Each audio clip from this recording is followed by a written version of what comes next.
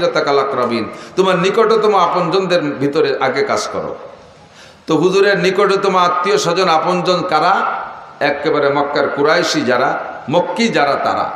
তৎকালীন মক্কার লিডার ছিলেন। গোটা সৌদি আরব একটা প্রদেশ ছিল, বিশাল রাজ্যের রাজধানী ছিল রাশিয়ার খোরাসান।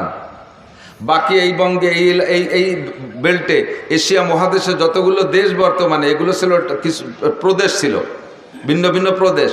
তো সৌদি আরব একটা প্রদেশ, এই প্রাদেশিক গভর্নর ছিল মিস্টার আবু জাহেল, নেতা আবু জাহেল।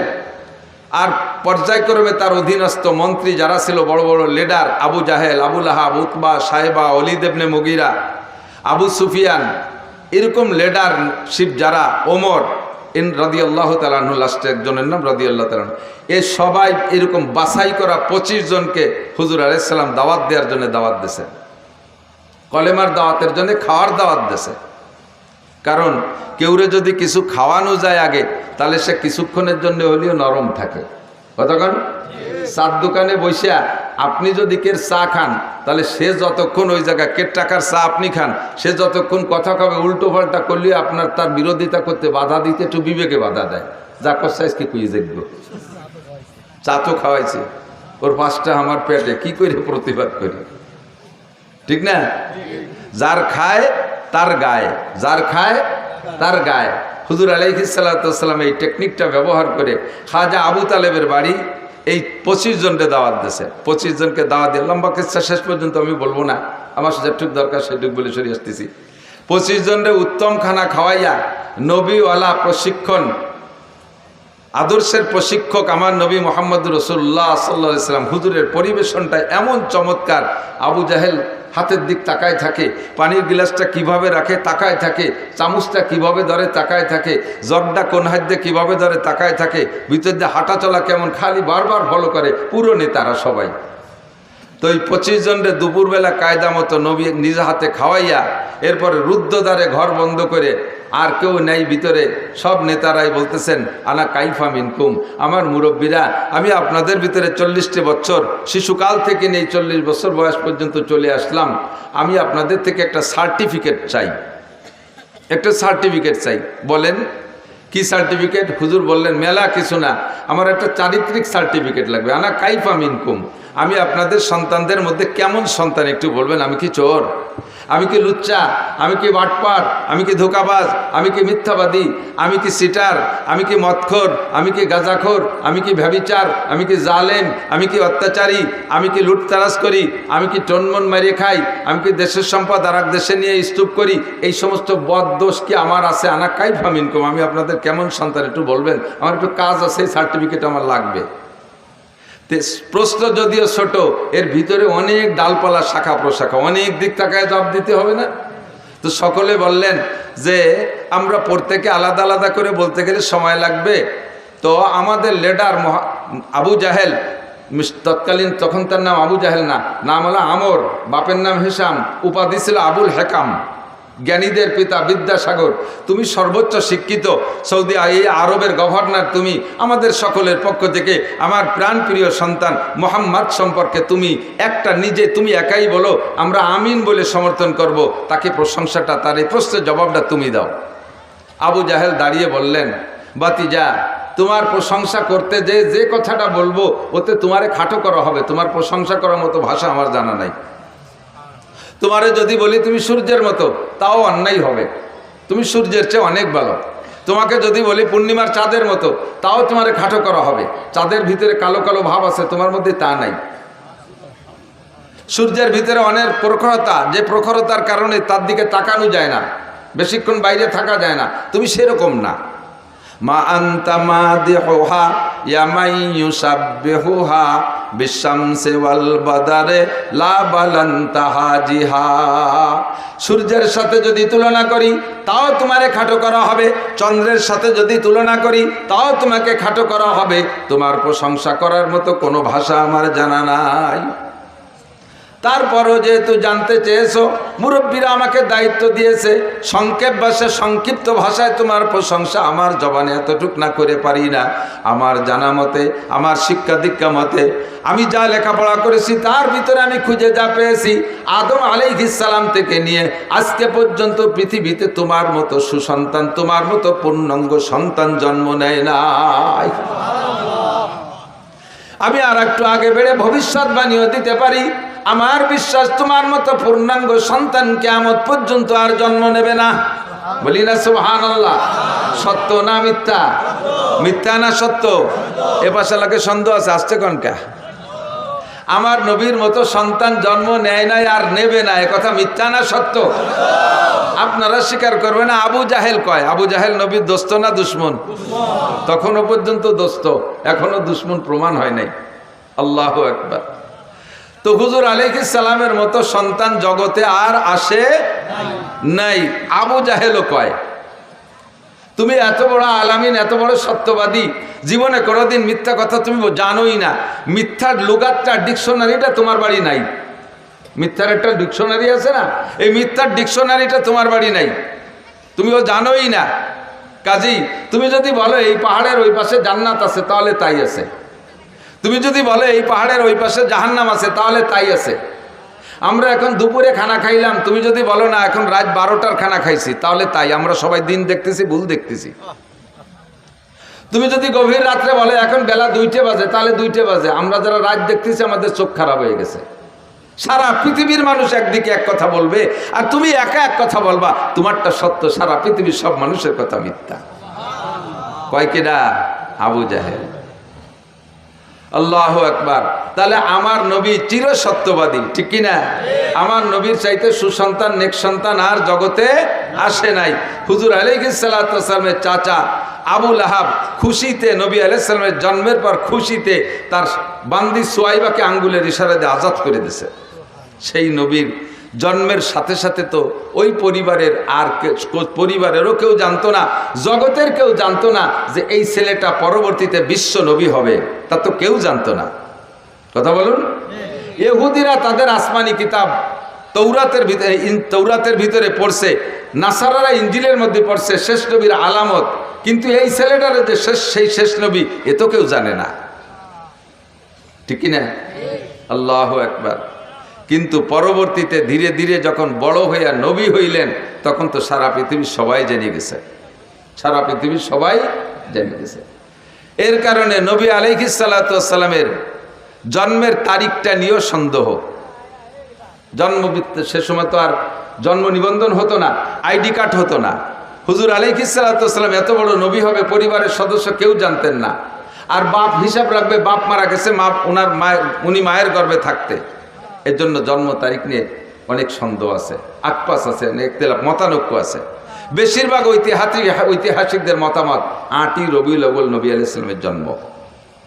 তবে নবী পাকের ইন্তেকাল 12ই রবিউল আউয়াল, এর মধ্যে কোনো সন্দেহ নাই। এটা সে সময় 16 লক্ষ সাহাবা উপস্থিত, লক্ষ লক্ষ মানুষ শিক্ষিত সে সময় হুজুরের উপস্থিত, হুজুরের ইন্তেকালের সময়। আল্লাহু আকবার। এজন্য নবীর জন্মে যে কয়জন খুশি ছিল, নবীর ইন্তেকালে তার চাইতে হাজার হাজার গুণ বেশি মানুষ দুঃখিত। আর এখন 200 কোটি মুসলমান আমরা দুনিয়ায় আছি, আমার নবীর ইন্তেকালের খবরে আমরা সকলেই দুঃখিত। এই মাসটা নবীর জন্ম, এই মাসে নবী পাক সাল্লাল্লাহু আলাইহি সাল্লামের মৃত্যু এবং ইন্তেকাল। শোক ও আনন্দ বিজড়িত মাসের শেষ দিকে এসে আল্লাহ পাক আমাদেরকে কিছু আলোচনা করা শোনার তৌফিক দান করেছেন, এর জন্য শুকর আদায় করি আলহামদুলিল্লাহ। আমরা লম্বা চওড়া করে সময় পাই না আলোচনা করতে। হুজুরের জন্ম বৃত্তান্ত আলোচনার নাম হলো মিলাদুন নবী। বলেন, জন্ম বৃত্তান্ত আলোচনার নাম কি? মিলাদুন নবী। তো আমরা মিলাদ পড়ি, শর্টে মিলাদ পড়ি, শর্টে মিলাদ পড়ি। একখান নতুন ঘর দিলি হুজুরকে ডেকে নিয়ে এসে মিলাদ পড়াইতে, দোকান দিলি হুজুরকে ডেকে নিয়ে এসে মিলাদ পড়াইতে, একটা গাড়ি কিনলে হুজুরকে দিয়ে দোয়া করাই, মিলাদ দেয়াই। এরপরে নতুন ফসল আসলে বাড়ি হুজুরকে দিয়ে মিলাদ দেয়, ইত্যাদি ইত্যাদি। শুভ লগ্নে আমরা মিলাদ দেয়, মিলাদ দেই না? কিন্তু মিলাদ মানে হুজুরের জন্ম, জন্ম বৃত্তান্ত কিসসা। এই যতটুক টাইমের ভিতরে হুজুররা মিলাদ পড়িয়ে দেয়, ওতে কি হুজুরের গোটা জীবনী আলোচনা করা সম্ভব? আদৌ সম্ভব না। এটা হলো শর্ট মিলাদ। এটা কি মিলাদ? শর্ট মিলাদ। এটা শর্ট মিলাদ। যেমন সূরা ইউসুফ ইউসুফ নামে একটা সূরা আছে না কোরআন শরীফের ভিতরে?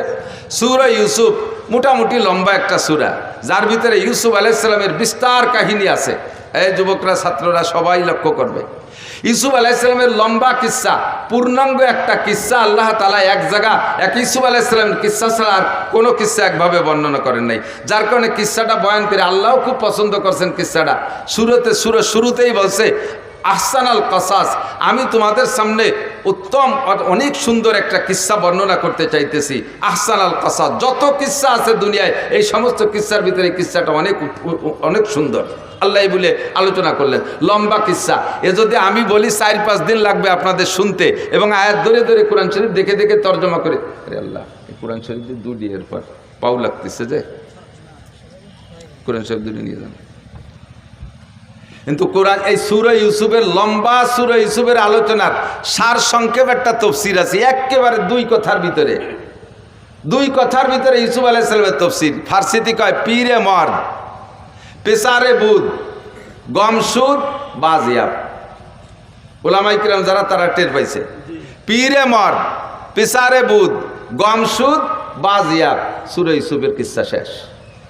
কি কইল ফার্সিতে? কয় মিশরে এক বুড়ো ছিল, তার একটা ছেলে ছিল, কিছুদিন আড়াই গেল, পরে আবার ফিরে ভালো। বোঝেন নাই কথা? পুরো সূরা ইউসুফের সারাংশ এই 4 কথা। মিশরে এক বুড়ো ছিল, তার একটা ছেলে ছিল, মাঝে কিছুদিন হারাই গেল, শেষমেশ আবার ফিরে পাইল। এই না সূরা ইউসুফ? এলো শর্ট মিলান। আমরা দোকানপাটে বৈশা ওয়ালাম্মা তাম্মা হামলুহু ইত্যাদি কই একটা শর্ট মিলাদ পড়ি। মৌলিকভাবে নবী আলাইহিস সালাতু ওয়াস সালামের মিলাদ যদি পড়তে হয় তাহলে মাসের পর মাস লাগবে। আমার মনে হয় কমপক্ষে 30 বছর লাগবে। যদি আপনাদের মতো শ্রোতা বসে থাকেন আর আমার চাইতে ভালো কোনো মুফাসসির বসে, তাহলে 30 বছর লাগবে নবী আলাইহিস সালামের মিলাদ আর সিরাত আর আখলাক পড়তে। কারণ সিদ্দিক আয়েশা রাদিয়াল্লাহু তাআলা আনহাকে হযরত ওমর ইবনে খাত্তাব রাদিয়াল্লাহু তাআলা আনহু একবার জিজ্ঞাসা করেছেন, ইয়া উম্মুল মুমিনিন কাইফা কানা খুলুকু রাসূলিল্লাহি সাল্লাল্লাহু আলাইহি ওয়াসাল্লাম। ওমা আয়েশা, তুমি বলতে পারো নবী আলাইহিস সালামের আখলাক, চরিত্র, সিরাত, স্বভাব, জন্ম ইত্যাদি সব মিলাইয়া নবী আলাইহিস সালামের স্বভাব চরিত্র কেমন ছিল? আয়েশার কাছে ওমর জিজ্ঞেস করে। বলেন কার কাছে? কে? আয়েশার কাছে ওমর জিজ্ঞেস করে। ওমর কে আর আয়েশা কে? ওমর ইসলাম গ্রহণ করেছে আয়েশা রাদিয়াল্লাহু তাআলা আনহার জন্মের 5 বছর আগে। আয়েশার জন্মের 5 বছর আগে ওমর মুসলমান। আয়েশার বয়স টোটাল যখন 18, তখন নবী ইন্তেকাল করেছেন, আর নবী নবুয়তি পার 23 বছর পরে ইন্তেকাল করেছেন। তাহলে আয়েশার বয়স জন্মের আগে 5 বছর আগে হযরত ওমর মুসলমান। এবং হযরত ওমর কি 3rd ক্লাস বা 200-500 নম্বরের সিরিয়ালের মুসলমান, নাকি রোল নাম্বার 1-2 এর মধ্যে আছে? 1-2 এর মধ্যে না, 1 নম্বর আবু বকর, 2 নম্বরে ওমর। এবং ওমর সম্পর্কে হুজুর বলেন, লাউ কানা বাদি নাবিয়ান লাকানা ওমর। আমার ওমরকে আল্লাহ পাক এমন যোগ্যতা দিয়েছে, আমার পরে যদি আল্লাহ পাক দুনিয়ায় কেউকে নবী বানানোর ইচ্ছা করতেন লাকানা ওমর, তাহলে আমার ওমরকে আল্লাহ নবী বানাইতেন। এত যোগ্য মানুষ, পৃথিবীর প্রেসিডেন্ট, শরিয়াত, মারেফাত, হাকিকাত, তরিকাত কোনো কিছু ওমরের জানতে বাকি ছিল না। সেই ওমর আয়েশার কাছে জিজ্ঞেস করে, ইয়া উম্মুল মুমিনিন কাইফা কানা খুলুকু রাসূলিল্লাহি সাল্লাল্লাহু আলাইহি ওয়াসাল্লাম। ওগো মা আয়েশা, বলো তো নবী পাকের স্বভাব আর চরিত্র কেমন ছিল? সিদ্দিকা আয়েশা বলেন, হে খলিফাতুল মুসলিমিন, আপনি ইসলাম গ্রহণ করেছেন আমার জন্মের 5 বছর আগে। আমি 9 বছর বয়সে নবী পাকের ঘরে এসেছি মদিনায় আসার পরে। এই 9 বছরে নবী পাকের যা আমি জানছি তার চাইতে 1000 গুণ বেশি আপনি জানেন। নবীর সিরাত আর আখলাক সম্পর্কে আমার কাছে আপনার জিজ্ঞাসা করা এটা কেমন হবে? হযরত ওমর বলেন, আয়েশা রে, মানুষের স্বভাব দ্বিমুখী হয়। প্রায়টা মানুষের, অধিকাংশ মানুষের স্বভাব দ্বিমুখী হয়, 2 রকম হয়ে থাকে। এক শ্রেণীর মানুষ আছে বাড়ির ভিতরে যখন ঢোকে পুরুষ, কিছু পুরুষ আছে বাড়ি যখন যায় তখন একেবারে রয়্যাল বেঙ্গল টাইগার, বউতি টাকাতি সাহস পায় না, ছেলে মেয়ে ভয়তে সব সিটি ভিটে এদিক ওদিক চলে যায়, বাঘের মতো ঢোকে, আছে না? আবার বাইরে যখন যায়, চার দোকানে যায়, তো পোলা বলে থাপড়ায়, সে সময় জব দিতে পারে না। এরকম বাহাদুর আছে না? কিছু লোক আছে বাহিরে যখন যায়, বাইরের মানুষে তার দিকে তাকাইতে সাহস পায় না, বাঘের মতো চলাফেরা করে, এত গাম্ভীর্য নিয়ে। আবার বাড়ি গেলে বউতি চাপড়ায়, সে সময় ভিড়িও কথা করতে পারে না, আছে না? নাই কিছু লোক আছে বাইরে চার দোকানে যখন বসে, কে কি খাওয়া খাও, কে কি খাবা খাও, মিষ্টির দোকানে যে একের পর এক ডাকি ডেকে 3,000 5,000 10,000 টাকা মিষ্টির দোকানে উড়ে ফেলে, অথচ বাড়ি আব্বা ওষুধের টাকা চালি শেষে তোমার আর ছাল পান নাই। মাছ কিনতে গেলে টাকা থাকে না, বাড়ির বাজার ঘাটে টাকা থাকে না, এইরকম দ্বিমুখী স্বভাব থাকে। তো আয়েশা নবী আলাইহিস সালামের বাইরের অবস্থাটা আমরা জানি, বাইরে হুজুর কেমন সেটা তো প্রশংসার শেষ নাই, বাইরেরটা জানি, কিন্তু ঘরোয়া অবস্থা কেমন এইটা তোমার চাইতে ভালো কেউ জানে না। তো বাইরেরটা এবং ভিতরেরটা তবু উভয়টা তুমি জানো, নবীর সাথে সফরও করেছো তুমি, বাহিরেও গিয়েছো, ভিতরেও জানো। কাজেই নবী পাকের সলিড সত্য চরিত্র যদি জানতে হয় তাহলে তোমার কাছ থেকে জানতে হবে। তুমি বলো মা কেমন ছিল। সিদ্দিকা আয়েশা বলতেছেন, ইয়া আমিরুল মুমিনিন আলা তাকরাউল কোরআন, খলিফাতুল মুসলিমিন, আপনি কোরআন শরীফ পড়েন না? হ্যাঁ, কোরআন শরীফ তো পড়ি, প্রায় তো সপ্তাহে 1-2 খতম দেই। তা কোরআন শরীফ পড়ে কি হবে? সিদ্দিকা আয়েশা বলতেছেন, কানা খুলুকুল কোরআন, কানা খুলুকুল কোরআন, 30 পারা কোরআন শরীফ যা বিশ্বনবী মুহাম্মদুর রাসূলুল্লাহ সাল্লাল্লাহু আলাইহি সাল্লামের গোটা জীবনীয়তা।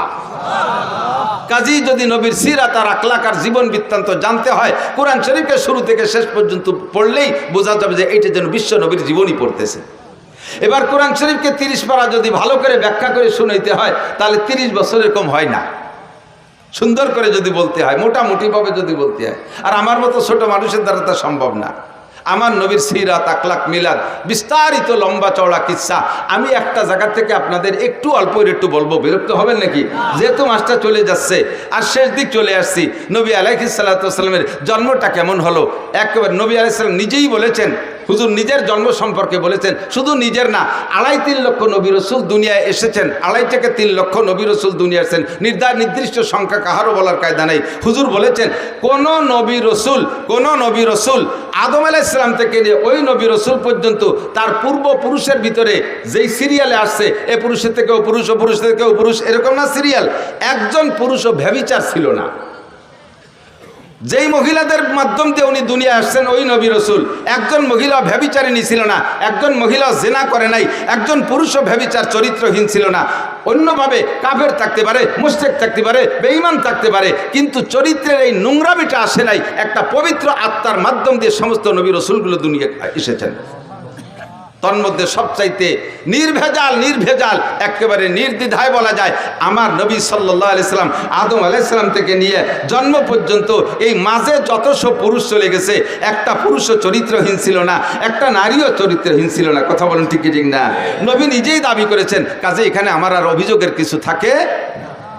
শেষ ফিনিশিং আইসা যেই 4 জন লাস্ট পুরুষ, এই 4 জনের থেকে শুরু করি।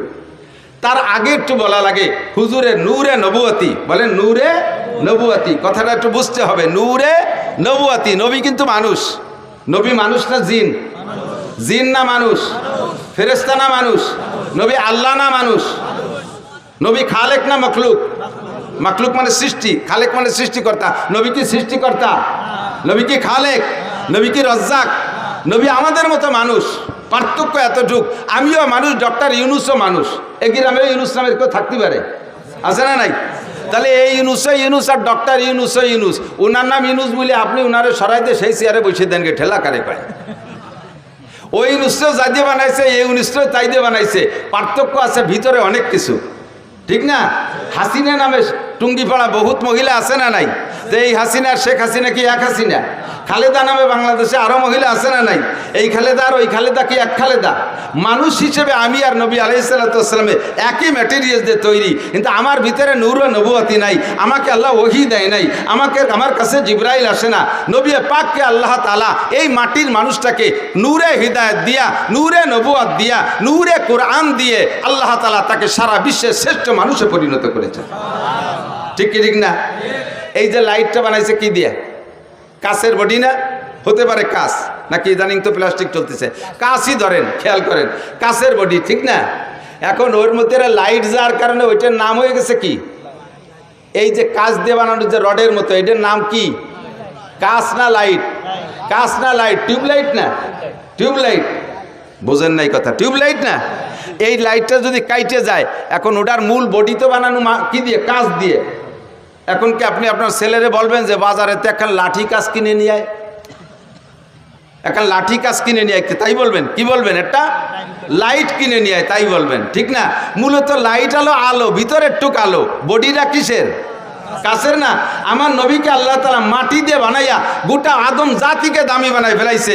নবী পাক মাটির মানুষ, ভিতরে নূরের লাইট, হিদায়াতের নূর, নবুয়াতের নূর, কোরআনের নূর ঢুকাই দিয়া তাকে নূরের নবী বানাই দিয়েছে। কন্যা সুবহানাল্লাহ, ঠিক কি না?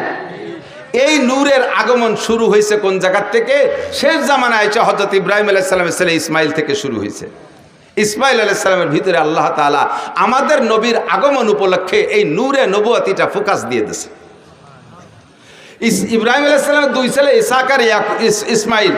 ইসহাক আলাইহিস সালামের বংশে বহু নবী, মুসা আলাইহিস সালাম, ঈসা আলাইহিস সালাম, দাউদ আলাইহিস সালাম, সুলাইমান আলাইহিস সালাম, তারপরে ইউসুফ আলাইহিস সালাম, এরকম হাজার হাজার নবী, লক্ষ লক্ষ নবী ইসহাক আলাইহিস সালামের বংশ জন্ম নিয়েছে। আর ইসমাইল আলাইহিস সালামের বংশে মাঝে কোনো নবী আছে কিনা তা আমার ভালো জানা নাই, তবে শ্রেষ্ঠ নবী একজনই শ্রেষ্ঠ নবী, মুহাম্মদুর রাসূলুল্লাহ সাল্লাল্লাহু আলাইহি সাল্লাম। ইসহাক আলাইহিস সালামের বংশে 2.5 লক্ষ নবীও যদি হয়, রসুলও যদি হয়, সব নবী রসুলকে এক পাল্লায় দিলে আমার নবীকে আরেক পাল্লায় দিলে কোন পাল্লা ভারী হবে?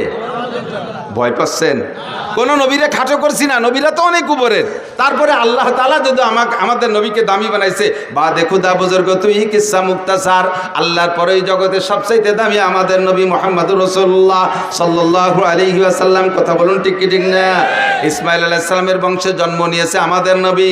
আস্তে আস্তে আস্তে আস্তে ইসমাইল আলাইহিস সালাম থেকে নিয়ে প্রায় 30 পুরুষ পরে আয়েশা হুজুরের আব্বাজি আব্দুল্লাহ রাদিয়াল্লাহু তাআলা আনহু, হুজুরের তাওই দাদার বাপের নাম কি? দাদার বাপরে কি কয় আমাদের দেশে? তাওই। তাওই কয় না, দাদার বাপ তাওই বাপ, বুড়ো বাবা কয়। দাদির মারে বুড়ো মা, নানির মারে বুড়ো মা অথবা মাওই। তো হুজুরের আব্বা আব্দুল্লাহ, হুজুরের দাদার নাম হুজুর, তো হুজুরের আব্বা আব্দুল্লাহ, হুজুরের দাদার নাম আব্দুল মুত্তালিব বলে জানি। আর আব্দুল মুত্তালিবের বাপের নাম হাশেম। নাম কি? এই হাশেম হুজুরের চতুর্থ পুরুষ, হুজুর থেকে নিয়ে চতুর্থ পুরুষ। এত সুদর্শন, এত হ্যান্ডসাম পুরুষ ছিলেন, আল্লাহু আকবার। কুরাইশদের নেতা ছিলেন, মক্কার নেতা ছিলেন, কাবাঘরের জিম্মাদারি উনার হাতে ছিল। ইয়াং মানুষ, যুবক মানুষ। আল্লাহ, মক্কায় থাকতে উনার আরো কয়েকটা বিবাহ ছিল, সে সময় তো ততাধিক বিয়ে, এখনো তো সৌদি আরবওয়ালারা অনেক অনেক বিয়ে করে। তো উনার আরো বিবাহ ছিল, আরো সন্তানও ছিল। এই মক্কায় উনার স্ত্রী পরিবার পরিজন রেখে উনি গাজায়, ফিলিস্তিনের যে গাজা না বর্তমানে গাজা, এই গাজায় উনি ব্যবসার নিয়েতে মদিনা হয়ে গাজার দিকে রওনা দিয়েছে। তো মদিনায় যাওয়ার পরে মদিনার বাজারে যখন উনি ঢুকছে, তখন মদিনার বাজার দিয়ে দেখতেছে সব কিছু, তার মধ্যে দেখে পর্দা ফুসিত তো নেই, সবই বেপর্দা। এই বেপর্দার ভিতর দিয়ে একটা মহিলাকে দেখলেন, তার চাল চলন, উঠা বসা, হাঁটা, তার কথাবার্তা একটু ব্যতিক্রম, অত্যন্ত শালীন, অত্যন্ত ভদ্র, দারুণ নম্র, একটু লাজুক লাজুক মনে হচ্ছে, অত্যন্ত রূপসী সুন্দরী। এই মেয়েটাকে দেখিয়া হাশেমের নজর পড়ছে, লোক লাগাইছে, দেখো তো এই মেয়েটার অবস্থা কি, মেয়েটা কি বিবাহিতা না অবিবাহিতা, বিবাহিতা হলে বা বিধবা কিনা, তার স্বামী আছে না নাই। লোক লাগায় রায়বার লাগায় দেখা গেল যেই মহিলাটার স্বামী মানে বিবাহিতা মহিলা, 2টা বাচ্চা আছে, কিন্তু তালাকপ্রাপ্তা, তালাক হয়ে গেছে, বর্তমানে স্বামী নেই।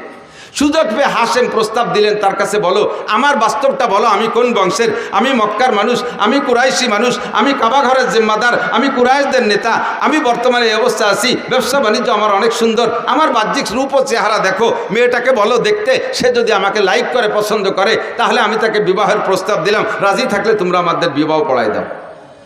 রায়বার যে সুন্দর করে বলার পরে মহিলা রাজি হয়ে গেছে, আচ্ছা ঠিক আছে আমি বিয়ে বসবো। যথারীতিতে বিয়ে হয়ে গেল। বিয়ে হয়ে যাওয়ার কারণে উনি তাৎক্ষণিকভাবে গাজায় চলে গেলেন না, মদিনায় কয়েকদিন অবস্থান করলেন, শ্বশুর বাড়ি, ওই মহিলার বাপের বাড়ি। সেখানে কয়েকদিন থাকার ভিতর দিয়ে আল্লাহর কুদরতি সিস্টেমে হাশেমের ভিতরে যে নূরে নবুয়তি চমকাচ্ছিল, ওই নূরে নবুয়তি ওই মহিলার গর্ভে চলে গেছে, মহিলা গর্ভধারিণী হয়ে গেছে। গর্ভ হয়ে যাওয়ার পরে উনি ওখানে স্ত্রীকে রেখে উনি গাজায় চলে গেছে। গাজায় ব্যবসা বাণিজ্যের ভিতর দিয়ে ওখানে ওনার ইন্তেকাল হয়ে গেছে, হাশেম আর ফিরে আসতে পারেনি। টাইম হয়ে যাওয়ার পরে মহিলা গর্ভপাত করেছেন, বাচ্চা ডেলিভারি করে দিয়েছেন। ডেলিভারির পর যেই বাচ্চাটা হলো, এই বাচ্চার ভিতরে এবার সেই হাশেমের রূপরেখা নূরে নবুয়তি বাচ্চার মধ্যে চমকাইতেছে। পরিবার পরিজনের সকল সদস্য বাচ্চার চেহারা দিকে মুগ্ধ হইয়া তার নাম রাখতে বাধ্য হয়েছে সাইবাতুল হামদ। সাইবাতুল হামদ মানে প্রশংসার ডিব্বা। এত চেহারা, এত রূপ, এত সব কিছু দেখে সবাই মুগ্ধ, নাম রেখেছে সাইবাতুল হামদ। মায়ের কোলে থাকে, নানা বাড়ি থাকে, থাকতে থাকতে 5-6 বছর যখন বয়স হয়ে গেছে, তখন হাশেমের মক্কা একটা ছেলে ছিল, নাম তার মুত্তালিব। একটু খেয়াল করতে হবে, খুব বোঝা। নাম ছিল, তার নাম কি? মুত্তালিব। ওই হাশেমের ছেলে মুত্তালিব। মুত্তালিব খবর পাইছে আমার আব্বা মদিনায় একটা বিয়ে করছেন, সেই ঘরে আমার একটা ভাই জন্ম হয়েছে। আমার আব্বা তো গাজায় গিয়ে মারা গেছে, আমার বিধবা মায়ের কাছ থেকে দেখি আমার ভাইটাকে আনা যায় নাকি। মুত্তালিব চলে গেছে মদিনায়, যাইয়ে খবর নিয়ে খুঁজে পেয়ে গেছেন। পাওয়ার পরে বললেন যে মা, আমার ভাইকে আমার কাছে দিয়ে দেন, আপনি কষ্ট করবেন কেন, আমাদের সন্তান আমরা নিয়ে যাই। অনুমতি দিলেন, নিয়ে চলে আসলেন। উটের পিঠি বসাইয়া মক্কা থেকে মদিনা থেকে মক্কা 450 কিলোমিটার, 450 কিলোমিটার 7-8 দিন পর্যন্ত উটের পিঠে বসে আনতে আনতে আনতে যখন মক্কায় ঢুকছে, পিছনে ছোট বাচ্চা একেবারে ধুলায় ধূসারিত হয়ে গেছে, কাপড় চোপড় ময়লা হয়ে গেছে, গুলামের মতো দেখা যাচ্ছে। যখন মক্কায় ঢুকছে, মক্কিরা জিজ্ঞেস করছে, মুত্তালিব, তোমার পিছে কে বসা? ওনার পিছে কে বসা? মুত্তালিবের ভাই, মুত্তালিবের ভাই। এখন যদি বলে পিছনে আমার ভাই বসা, তাহলে ওনার ইজ্জত যায়। যে গুলামের মতো একটা ময়লা নোংরা সিরা কাপড় পরা পুলা, সে ওনার ভাই, এই বলে ওনার ইজ্জত যাবে। বিদায় উনি ভাই বলে পরিচয় না দিয়ে কয়, হাজা আব্দি, এটা আমার গুলাম। তো গুলামের মালিক মুত্তালিব, মুত্তালিব হলেন মালিক, আর এইটা হলো সাইবাতুল হামদ হলো গুলাম। আরবিতেই 2 শব্দের মিলে কয় আব্দুল মুত্তালিব, মানে মুত্তালিবের গুলাম। আসল নাম হলো সাইবাতুল হামদ। সাইবাতুল হামদ হলো হুজুরের দাদা। তো এখন মুত্তালিব পরিচয় দিচ্ছে, এটা আব্দুল মুত্তালিব, আমার গুলাম। এরপরে বাসায় নিয়ে ধুয়ে মুছে পরিষ্কার করে কাপড় চোপড় নতুন করে পড়াইয়া তার নামে তারে পরিচিত করে দিতে চেষ্টা করতেছেন। কিন্তু আর কোনোদিনও মানুষ তাকে সাইবাতুল হামদ বলে ডাকে না, তারা আব্দুল মুত্তালিব কইই ডাকে। এই আব্দুল মুত্তালিব ধীরে ধীরে ধীরে ধীরে বড় হইলে মুত্তালিবের স্থানে, হাশেমের স্থানে চাবি ছিল মুত্তালিবের কাছে, মুত্তালিবের স্থানে এবার চাবি পেয়ে গেছে এই সাইবাতুল হামদ আব্দুল মুত্তালিব। কাবাগরের চাবি ওনার হাতে, মক্কার নেতৃত্ব ওনার হাতে। দেখতে সেরকম সুঠম বডির অধিকারী, নুরানি চেহারা তার ভিতরে, নবুয়তি চেহারা তার ভিতরে ফোকাস মারতেছে। এই সাইবাতুল হামদ আব্দুল মুত্তালিব এবার বিবাহ করছেন। বিবাহ করার পরে একটা সন্তান হয়েছে হারেস। নাম কি? হারেস। আব্দুল মুত্তালিবের প্রথম সন্তানের নাম হারেস। এই ছেলেটা বড় হয়ে উঠছে, মাঝে আর তেমন কোনো সন্তানাদি নেই। তো এই একটা হারেসকে নিয়ে আব্দুল মুত্তালিব কিতাবাদি পড়ে সন্ধান পাইছে যে কাবাগরের পাশে হযরত ইসমাইল আলাইহিস সালামের পায়ের ধাক্কায় জমজম কূপ হয়েছিল। কালের আবর্তে এই জমজম কূপ বন্ধ হয়ে গেছে। দেখি জমজম কূপ কোথায়, সব কিছু ম্যাপ মানচিত্র মাপিয়ে জমজম কূপের স্থানটা নির্ণয় করে হারেসকে নিয়ে 2 বাপ বেটা গেছে সেই জমজম কূপ খনন করতে। তার উপরে অনেক পাথর চাপা পড়ে আছে। 2 বাপ বেটা পাথর সরাইয়া জমজম কূপকে আবিষ্কার করবে, বের করবে, এটা খুব কঠিন ব্যাপার।